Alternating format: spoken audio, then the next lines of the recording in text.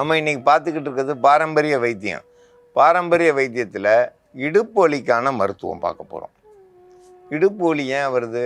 உடலில் சத்து குறைஞ்சி போச்சுன்னா வரும், உடம்புல சத்து குறைஞ்சிருச்சுன்னா வரும். அது இல்லைன்னா உடலில் இருக்கிற உறுப்புகள் அதிகமாக வேலை செஞ்சு அதிகமாக குனிஞ்சு வேலை செய்கிறவங்களுக்கு இடுப்பு வலி வரும். புள்ள பெற்றவங்களுக்கு இடுப்பு வலி வரும். இந்த வலியெல்லாம் சரி செய்கிறதுக்கு பிரண்டை,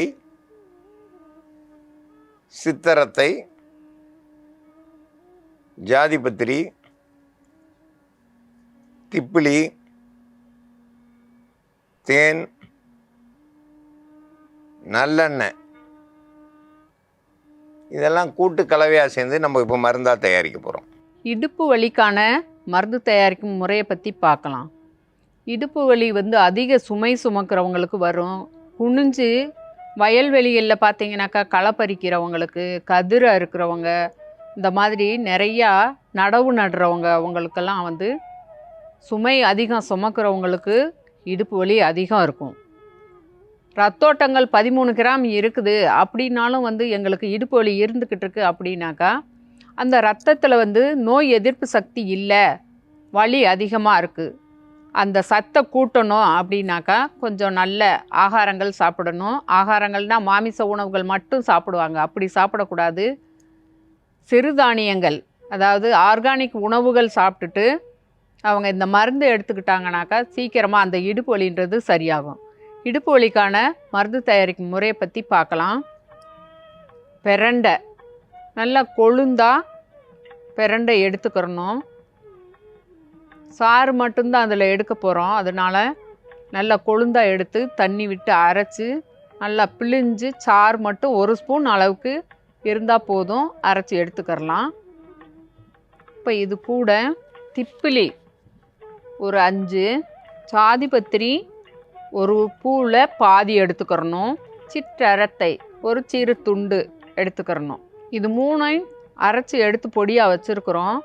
எப்படிப்பட்ட வலியவும் போக்கக்கூடியது. பிரண்டை சாறு கூட இந்த பொடியை கூட சேர்த்துக்கிறணும். நல்லெண்ணெய்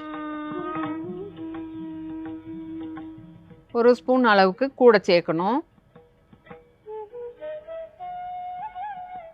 தேன் 1 ஸ்பூனு கூட சேர்த்துறோம். இப்போ இதெல்லாம் நல்ல கலவையை கலந்துட்டு